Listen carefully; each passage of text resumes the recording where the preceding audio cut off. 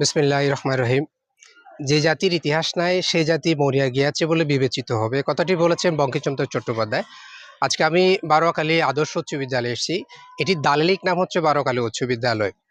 আর বারোয়াখালী উচ্চ বিদ্যালয়ে যেহেতু আসছি, এখানকার যে প্রেক্ষাপটটা, স্কুল যে প্রতিষ্ঠার প্রেক্ষাপট এবং এই স্কুলটা এখানকার মানুষের যে শিক্ষার যে ক্রম উন্নতি যেটি আছে, বা মানুষের সামাজিক উন্নয়ন থেকে শুরু করে সার্বিক উন্নয়নের জন্য এই প্রতিষ্ঠানের ভূমিকা কি আছে সে বিষয়ে একটু জানানোর জন্য মূলত আজকে আমার এখানে আসার প্রয়াসটা আছে।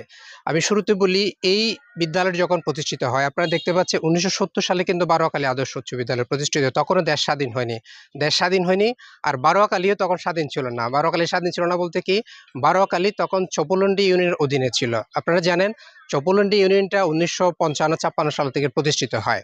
আর তখন যখন বারোয়াখালী উচ্চ বিদ্যালয় প্রতিষ্ঠিত হয়, তখন বারোয়াখালীতে কোনো উচ্চ বিদ্যালয় ছিল না, কোনো দাখিল মাদ্রাসা ছিল না, শুধুমাত্র দুটি প্রাথমিক বিদ্যালয় ছিল। একটি ছিল শাহপাড়া সরকারি প্রাথমিক বিদ্যালয়, যেটি 1940 সালে প্রতিষ্ঠিত হয়।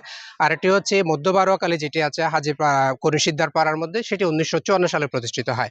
তাহলে দুটি প্রাথমিক বিদ্যালয় থেকে যে সমস্ত শিক্ষার্থীরা পড়াশোনা করে, যে সমস্ত গার্লস আছে, তারপর বয়েজ আছে, তারা পড়াশোনা করে কোথায় যাবে? এখানে যদি উচ্চ বিদ্যালয় না থাকে, পড়াশোনা কোথায় করবে?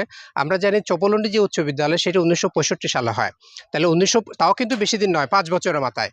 এরই মধ্যে কিন্তু ঘটনাক্রমে দেখা যাচ্ছে বারোয়াখালীর যে বানিয়াপাড়ায় আছেন, ওনার বাড়ি কিন্তু এখানে, সুলতানা রাজিয়া। তাদের করুণ কতগুলো ইতিহাস আছে। করুণ ইতিহাস কিরকম? এই যে বর্ষাকালে, তারপরে কাল পাড়ি দিয়ে বর্ষাকালে এরকম কাদামাটি দিয়ে স্কুলে যাওয়া, এটি অত্যন্ত কষ্টদায়ক। সেরকম একটা পরিস্থিতির দিন কিন্তু সাথে এখানকার যে শিক্ষিত জনগোষ্ঠীর একজন প্রয়াত বদিউল আলম, তিনি দেখেন, তিনি অত্যন্ত মর্মাহত হন এবং তিনি সিদ্ধান্ত নেন যে এখানকার সচেতন মানুষ যারা, তাদেরকে নিয়ে উনি স্কুল প্রতিষ্ঠা করবেন। তো বারোয়াখালী উচ্চ বিদ্যালয় আজকের এখানে প্রতিষ্ঠিত ছিল না, সেটি ছিল ওখানে। 5 বছরের স্থায়ী হওয়ার পর আজকের যে এখানে বারোয়াখালী উচ্চ বিদ্যালয়, এটি জমিদান থেকে শুরু করে, এবং প্রতিষ্ঠাতা কিন্তু মরহুম আবু সমাজ সওদাগর। আপনারা দেখতে পাচ্ছেন নেম প্লকের মধ্যে কিন্তু আবু সমাজ সওদাগর ভবন আছে।